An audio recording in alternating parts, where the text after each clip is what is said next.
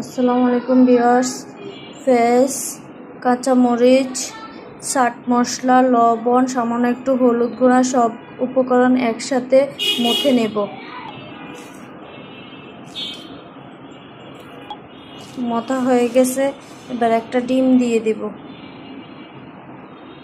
ডিম দিয়ে এটাকে মথে তারপরে 2 পিস পাউরুটি দিয়ে সবটাকে মেখে নিব। আমি এটাকে পাউরুটিটাকে মথে নিয়েছি। এখন এটাকে ডো তৈরি করে রেখে দিব কিছুক্ষণের জন্য।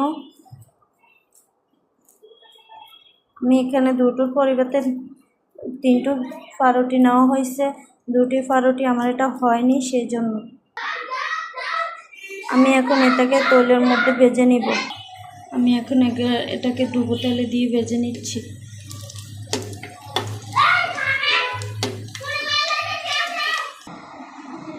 তৈরি হয়ে গেল আমার পাউরুটির চপটা ভিডিওতে অনেক কালো দেখাচ্ছে, কিন্তু এটা এতটা কালো হয়নি। আচ্ছা, আসসালামু আলাইকুম।